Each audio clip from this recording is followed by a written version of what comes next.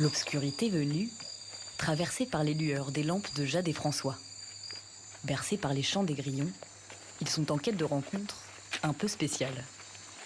La nuit, c'est l'idéal, tout simplement parce qu'avec une source lumineuse, on voit un peu tout ce qui dénote de la végétation et c'est très pratique pour trouver des animaux cachés à l'intérieur. La nuit, on trouve plus facilement l'herpétofaune qui rassemble les amphibiens et reptiles. Alors c'est un chasseur masqué, Chironus fuscus. C'est un serpent qui est très rapide, très agile, comme vous pouvez le voir. Et donc là, il était tranquillement lové dans les branches.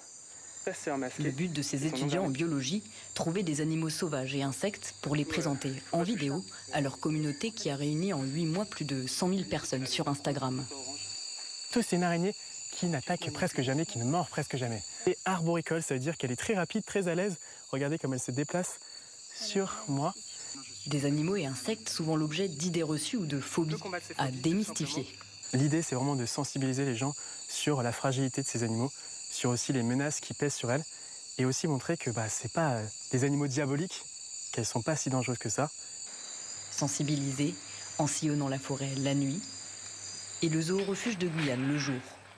Un partenariat qui leur permet de montrer des animaux difficilement approchables dans la nature, comme les sakis, qui cheminent habituellement dans la canopée. Venez voir, on a un bébé qui est né ici il y a quelques semaines à peine, au zoo et refuge de Guyane. Il est accroché au dos de sa mère, il est vraiment trop mignon. C'était une façon aussi pour nous de parler de la Guyane un petit peu ailleurs. Comme d'habitude. On oublie quand même qu'on est un territoire avec 90% de la biodiversité de la France, et c'est chez nous. Environ une espèce sur 10 est menacée en Guyane. Alors en parler, c'est déjà une manière d'agir. On a toujours aimé transmettre et là, de pouvoir toucher un plus large public, c'est vraiment important pour nous parce qu'on pense vraiment que pour aimer quelque chose et pour le protéger, il faut d'abord le connaître et c'est vraiment ça qu'on essaye de retranscrire à travers notre chaîne.